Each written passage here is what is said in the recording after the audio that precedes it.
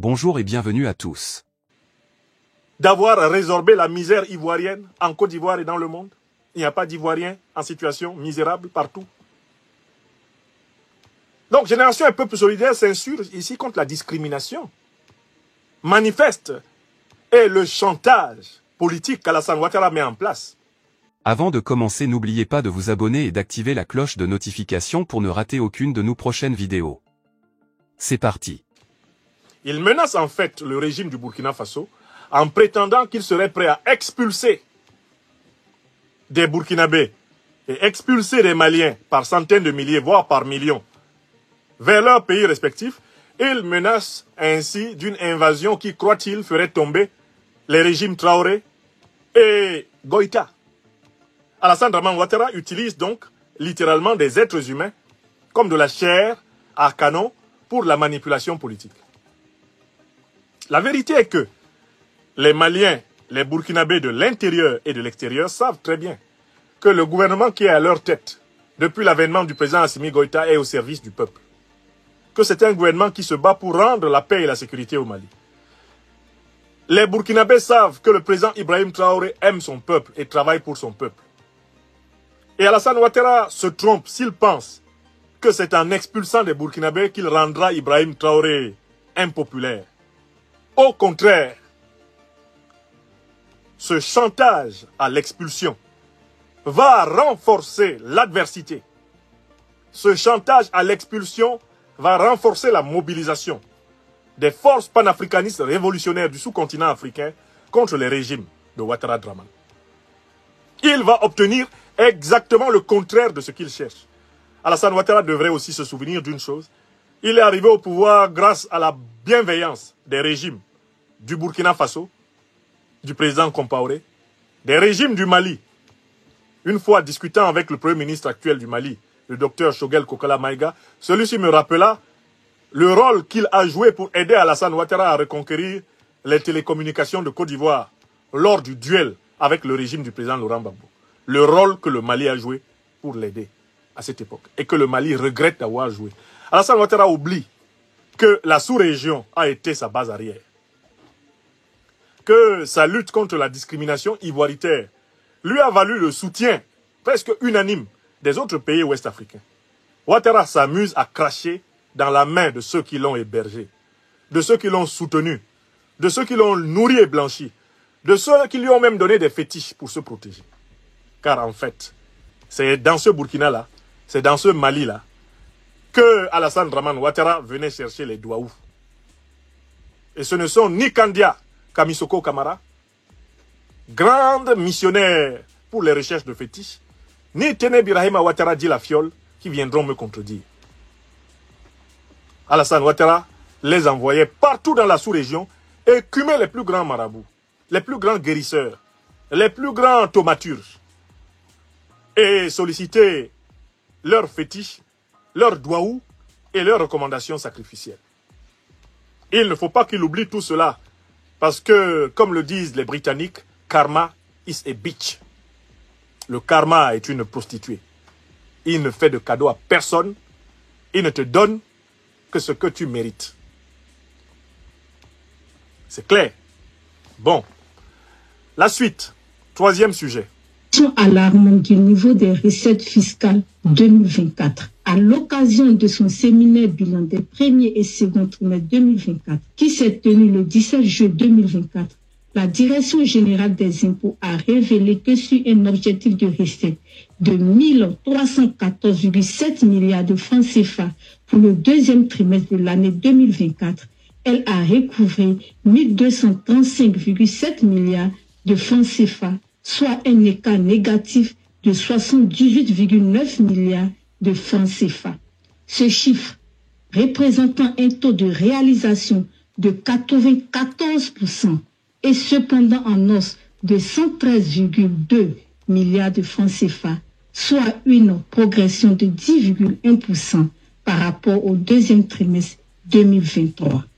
Le cadre restreint estime cependant que, malgré les efforts continus de cette administration pour doter l'État de ressources financières, le résultat de sa mobilisation reste très en deçà du potentiel économique de la Côte d'Ivoire.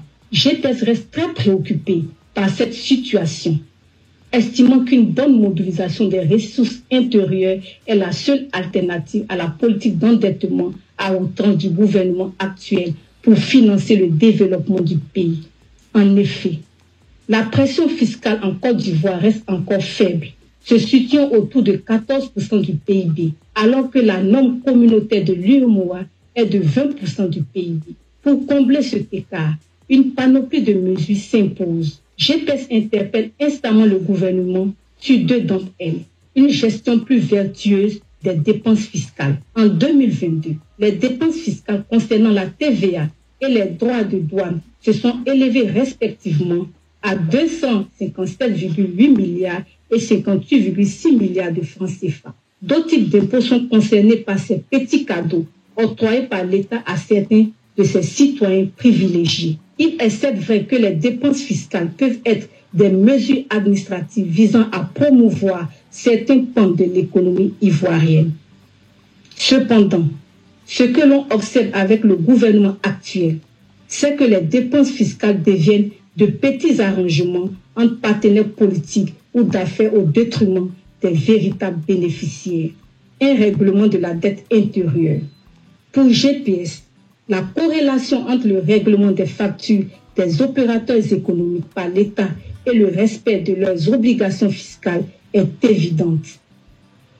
Or, il est remarquable que depuis l'avènement au pouvoir du RDR recoloré en RHDP pour fuir un examen de conscience politique, la situation de nombreux opérateurs économiques se détériore à cause du non-règlement de la dette fournisseur intérieure. Plusieurs responsables de PME, PMI ont fait faillite parce que l'État ne fait pas du règlement de leur dette une priorité. Plus l'on assiste à des fermetures d'entreprises, moins de ressources fiscales entrent dans les caisses de l'État.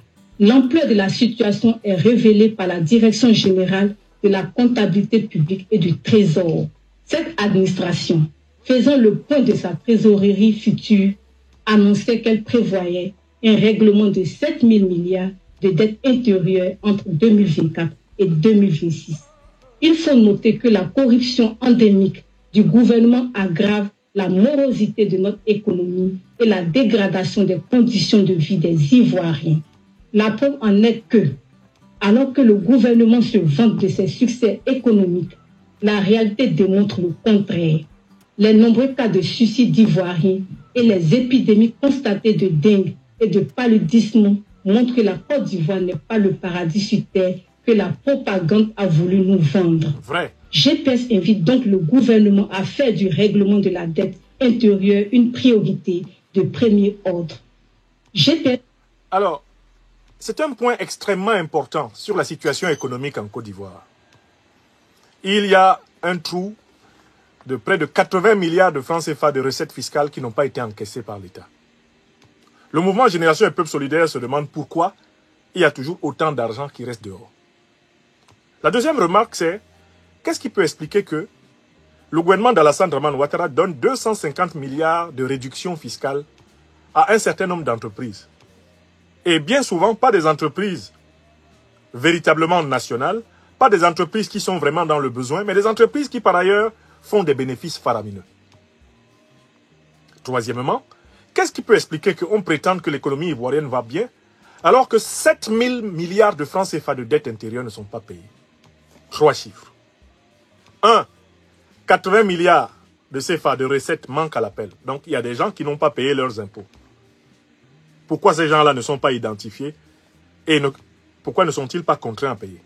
Pourquoi Alassane Ouattara ferme-t-il les yeux sur ceux qui ne payent pas leurs impôts? Il y a 80 milliards qui manquent dans la caisse. De 2. De quel droit, M. Ouattara, fait-il 250 milliards de CFA de dépenses fiscales, c'est-à-dire de réduction d'impôts, pour des entreprises qui sont bénéficiaires, qui sont excédentaires en Côte d'Ivoire? C'est-à-dire des gens qui font déjà du profit. Des gens qui font déjà du profit. C'est à eux qu'on donne encore des réductions fiscales. Alors qu'entre-temps, les petites et moyennes entreprises, les petites et moyennes industries de Côte d'Ivoire se meurent et disparaissent les unes après les autres. Est-ce que c'est normal? Par ailleurs, on constate que, alors qu'Alassane Ouattara fait 250 milliards de CFA de cadeaux fiscaux à ses amis des multinationales étrangères présentes en Côte d'Ivoire, il fait traîner le paiement de 7 000 milliards de francs CFA de dettes que l'État a envers des entrepreneurs, des entreprises, des établissements ivoiriens.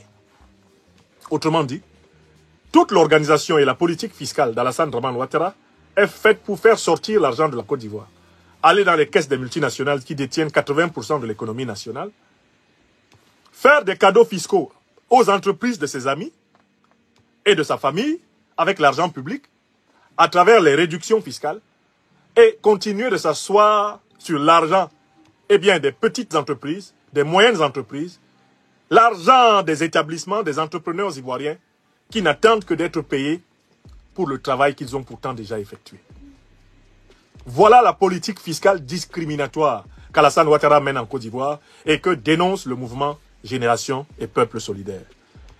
Le mouvement Génération et Peuple Solidaire lève le couvercle sur la cocotte bouillante et nous montre la réalité de la Côte d'Ivoire, un pays où l'argent travaille mais pas les gens. La masse de la jeunesse est abandonnée à l'économie informelle avec un taux de chômage de 70 à 90%. Le taux de suicide dans le pays est en hausse croissante. De jeunes Ivoiriens sont de plus en plus nombreux à se donner la mort, faute d'avenir. La Côte d'Ivoire demeure la place tournante numéro 1 en Afrique francophone de l'Ouest du trafic de drogue. La Côte d'Ivoire est la plaque tournante numéro 1 des départs de migrants vers le Sahel, le Sahara, la mer Méditerranée et la route américaine. Derrière la façade, derrière le tombeau blanchi qu'un certain nombre de grands chantiers d'Abidjan et son agglomération constituent, se cache l'effroyable misère quotidienne de millions d'Ivoiriens méprisés comme les déguerpis d'Adjamé, comme les ébriers spoliés par Ouattara Dramane. En plein jour, avec les maisons de leurs parents cassées par Ouattara Dramane, qui revend les terres foncières ivoiriennes à ses amis des multinationales et aux rétrocommissions de sa famille. Oui, Génération et Peuple Solidaire révèle une Côte d'Ivoire à l'agonie financière. Une Côte d'Ivoire en difficulté. Rien à voir avec les clichés de la bourgeoisie abidjanaise, engouffrée dans le favoritisme, le clientélisme, le népotisme, le matuvuisme, le profito-situationnisme typique des bourgeoisies compradors. La réalité de l'écrasante majorité des Ivoiriennes et des Ivoiriens n'est point reluisante. C'est ce que dit Génération et Peuple Solidaire. Pour les paysans, pour les ouvriers, pour les jeunes, pour les ménagères, pour les travailleurs du secteur public, la vie est dure. La vie est difficile en Côte d'Ivoire. Et Alassane Dramane Ouattara, en réalité, se cache derrière des effets de miroir. Il se cache derrière ces soi-disant grands chantiers qui ne sont que de vastes machines à rétrocommission, par ailleurs. La suite. Exige du gouvernement ivoirien que les questions de santé et de cherté de la vie soient traitées avec diligence pour soulager les plus défavorisés de la société. Des échanges téléphoniques entre le président Ouattara et le premier ministre Guillaume Soro. Une certaine recrudescence s'observe dans la narration du contenu des échanges téléphoniques qui ont eu lieu entre le président Ouattara et le premier ministre Soro au mois de mars 2024 par une presse subornée. L'objectif étant de présenter le premier ministre Soro comme un air désespéré en quête éperdument de la pitié du président Ouattara. L'intention manifeste est de l'humilier sur la place publique, espérant ainsi le livrer à la moquerie de la cohue. Et pourtant, les faits sont plus profonds que cela. Nous l'allons démontrer tout à l'heure. Monsieur Guillaume Soro, qui a une éminente idée et une haute appréciation des responsabilités étatiques qu'il a assumées à un assez jeune âge, s'est toujours efforcé d'agir en conséquence. Contrairement à ce qu'on peut penser, M. Soro se postant à la hauteur de ce que l'on peut espérer d'un homme d'État et en dépit des différends graves avec le président Ouattara, s'est imposé d'appeler au téléphone celui-ci au nom de l'intérêt supérieur de la paix et de la réconciliation nationale. Aussi, quand en juillet 2020 survint le décès tragique du Premier ministre Amadou Gon Coulibaly, imaginant sa grande douleur et sa tristesse, M. Soro se fit le devoir d'appeler le président Ouattara pour lui présenter ses condoléances. En vain. Il dut se résoudre à les transmettre par le canal de l'actuel ministre des Sports, M. Amadou Koné, neveu du défunt. Cette démarche insistante et sincère n'aurait-elle pas dû être l'amorce d'une décrispation? Un an plus tard, en 2021, à la mort du Premier ministre Ahmed Bakayoko, une fois encore, M. Soro tenta de joindre le président Ouattara pour lui présenter ses condoléances. Ces tentatives furent toutes éconduites. Que l'on comprenne bien l'objet des initiatives de M. Soro. Certes, l'on peut être opposé politiquement ou même adversaire irréductible, sans que cela fasse de nous des ennemis mortels. Du moins, c'est cela notre compréhension de la compétition politique. M. Soro a fortement regretté que le président Ouattara ait refusé tout contact dans de telles circonstances douloureuses pour la nation. M. Soro, enraciné dans la tradition africaine, fait remarquer que dans bien des us et coutumes africaines, toute querelle, aussi forte soit-elle, s'efface devant la mort. La douleur autour d'un décès, d'une perte commune, prévaut sur les conflits et haute inimitié, au moins le temps des obsèques. Mieux, là, apportons le pardon et sur nous la vraie réconciliation autour de la dépouille mortelle. Telles sont la sincérité et la vérité matérielle des faits. Il y a bien là une cohérence et une constance dans la démarche réganienne et républicaine de M. Soro. C'est dans cette même logique de cohérence que quand advint la libération des prisonniers politiques de février 2024, M. Soro prit l'initiative d'appeler le président Ouattara pour deux raisons. La première pour lui dire sa satisfaction et ses remerciements pour l'élargissement de ses compagnons emprisonnés. La deuxième pour lui demander l'apaisement et lui réitérer ses mots d'excuse qu'il avait déjà publiquement exprimés au mois de septembre 2018. Les échanges avaient été cordiaux, empreints de chaleur et laissaient augurer un vrai début de décrispation. Quelle ne fut donc la déception de constater que 3 jours après cet échange téléphonique apprécié et avant que M. Soro n'ait eu le temps d'informer ses collaborateurs que la presse en faisait déjà ses choux gras. Elle révélait en partie un contenu détaillé, mais quelque peu biaisé de la conversation intervenue entre ces deux hommes d'État. Depuis lors, des journalistes se font les exégètes d'une conversation téléphonique qui a strictement eu lieu entre les deux personnalités et à laquelle ils n'étaient pas conviés. Vous conviendrez que la préoccupation réside dans le fait que l'on ne puisse avoir un échange téléphonique avec une autorité d'une aussi grande importance et en préserver la confidentialité. Que deux choses l'unent. Soit les téléphones étaient piratés par toujours la même presse, soit les informations ont été intentionnellement divulguées aux journalistes bien choisis. Dans les deux cas de figure, cela s'est avéré préjudiciable à la poursuite d'échanges sérieux. Avant qu'il ait tout de même embarrassant et inconfortable, alors qu'on a parlé avec la plus haute autorité de son pays, de voir son propre tronqué et être la risée de la presse et de certains partisans. M. Soro peut assurer qu'il a eu de nombreux échanges téléphoniques avec de nombreux chefs d'État jusqu'à présent en exercice sans que cela n'atterrisse dans les magnétophones de journalistes. En tout état de cause, la volonté du Premier ministre Soro de servir la Côte d'Ivoire demeure intacte. Aussi, est-il disposé à continuer les échanges avec le président Ouattara dans un esprit de respect mutuel et sur des téléphones sécurisés à l'abri des manipulations médiatiques.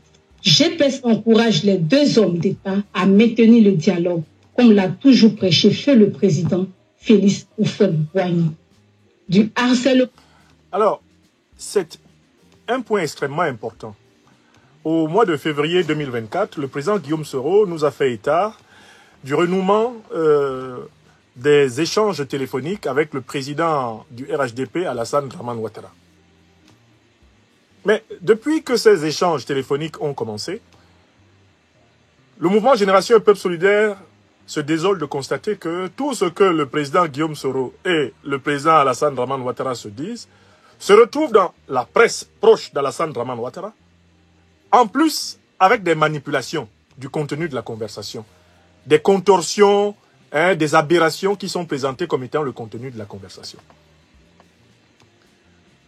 Donc, alors que plusieurs intermédiaires ont voulu que les deux hommes d'État se parlent, lorsque le président Guillaume Soro décide de donner suite à ces médiateurs et qu'il accepte d'échanger avec le président du RHDP, Alassane Dramane Ouattara organise en réalité des fuites du contenu de sa conversation avec le président Guillaume Soro vers des journaux qui lui sont proches. Par exemple, vous savez très bien que Jeune Afrique, c'est la presse de Ouattara Dramane.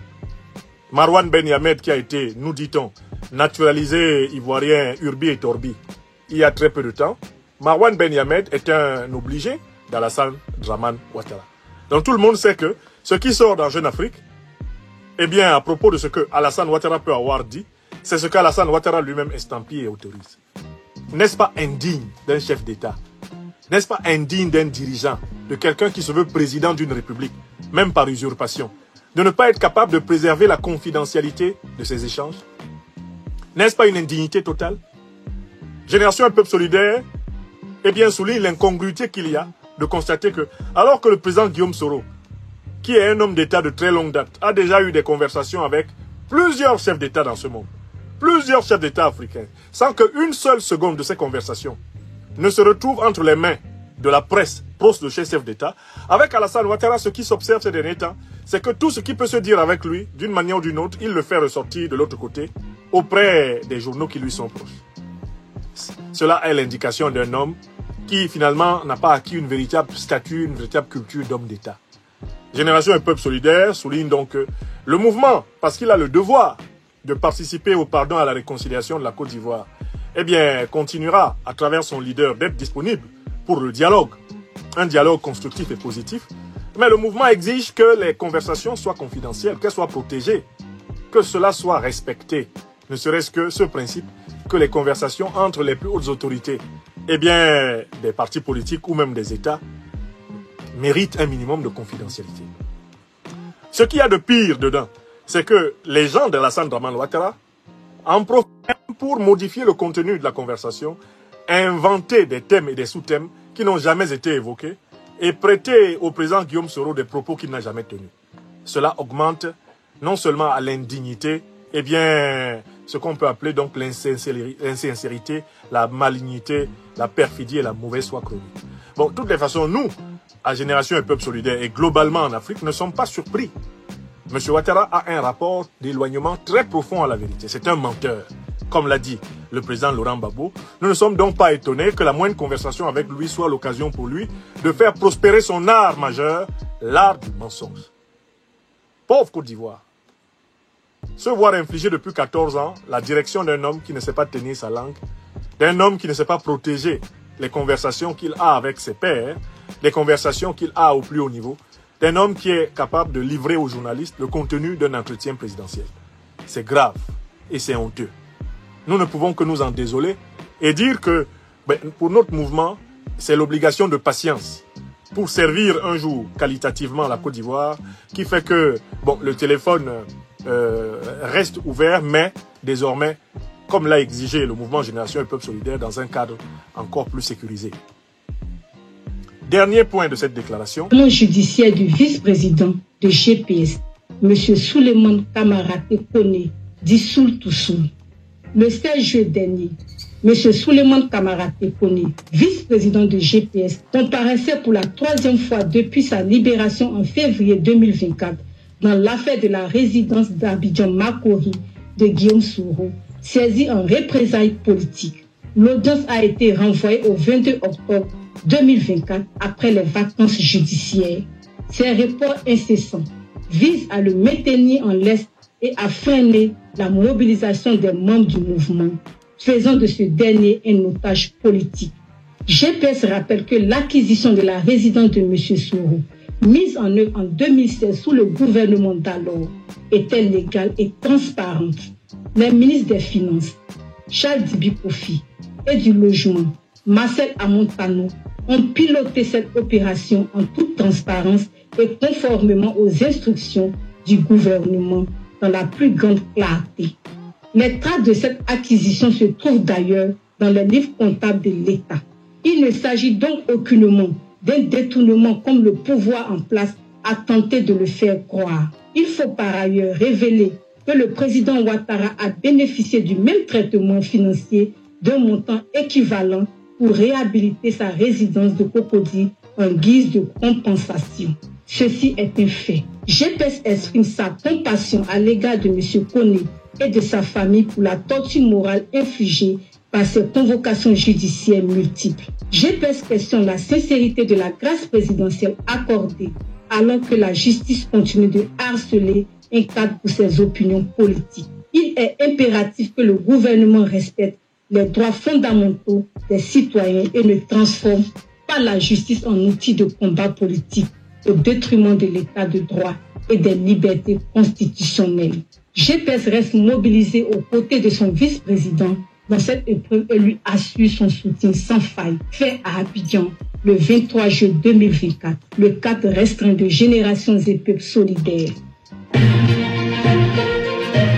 Voilà, le dernier point de la déclaration de Génération et Peuple Solidaire porte sur le harcèlement continu qu'Alassane Dramane Ouattara maintient sur le vice-président du mouvement Génération et Peuple Solidaire, notre frère, ami et camarade, Koné Kamaraté Souleymane, l'ambassadeur plénipotentiaire que les Ivoiriens appellent encore Soul to Soul. Pourquoi Ouattara maintient-il cette pression sur Soul to Soul? Parce que d'abord, la Côte d'Ivoire pour Alassane Dramane Ouattara est une prison à ciel ouvert pour toutes les Ivoiriennes et tous les Ivoiriens. Et en particulier, Génération et Peuple Solidaire étant une force qui participe à la conscience et à la résistance de la Côte d'Ivoire contre la dictature d'Alassane Ouattara, il importe à celui-ci, croit-il, d'avoir la main en permanence sur le plus haut responsable de notre mouvement présent sur le sol ivoirien, Soul to Soul, dont le charisme est intact et même infiniment croissant dans le cœur des Ivoiriennes et des Ivoiriens du nord au sud, de l'est à l'ouest, tout comme le modèle de loyauté, de fidélité dans la lutte politique qu'il incarne aux côtés du leader de GPS, Guillaume Kibafori Soro. Mais ce qui est le plus honteux ici, c'est qu'Alassane Ouattara continue à traîner l'État de Côte d'Ivoire dans la gadoue. Parce qu'en fait, les résidences pour lesquelles il a fait condamner injustement Guillaume Kibafori Soro, l'ancien Premier ministre, ancien président de l'Assemblée nationale, et pour laquelle il harcèle maintenant son chef de protocole, Koné Kamaraté Souleymane, a été officiellement acquise par l'État de Côte d'Ivoire et mise à la disposition de celui qui était alors Premier ministre. Ce n'est pas une résidence acquise sur fonds propres par le président Guillaume Soro, mais c'est une résidence acquise par l'État de Côte d'Ivoire sur ordre du président Laurent Gbagbo pour la mettre à la disposition du Premier ministre Guillaume Soro. Donc, il ne peut pas y avoir malversation dès lors que la résidence a été légalement, officiellement octroyée par l'État de Côte d'Ivoire à son Premier ministre. Alassane Dramane Ouattara humilie donc l'État de Côte d'Ivoire car il méprise le principe de la continuité de l'État. Il ne respecte pas la signature du président Laurent Gbagbo. Il ne respecte pas la signature des gouvernements ivoiriens qui l'ont précédé. Il ne respecte pas le principe de la continuité morale de la personne juridique de l'État de Côte d'Ivoire, dont les actes sont réputés identiques, quels que soient ceux qui exercent les fonctions étatiques. Les actes de l'État demeurent les actes de l'État. Et ce n'est pas parce qu'on devient chef de l'État après qu'on effacerait ce qui a été fait au nom de l'État avant. Voilà les leçons de cette déclaration qui, vous le voyez, est l'occasion pour Génération et Peuple Solidaire de balayer l'actualité politique ivoirienne, mais également d'indiquer le regard que nous avons sur la situation internationale. N'oubliez pas de vous abonner et d'activer la cloche de notification pour rester informé de nos prochaines vidéos. Restez à l'écoute pour les développements passionnants à venir.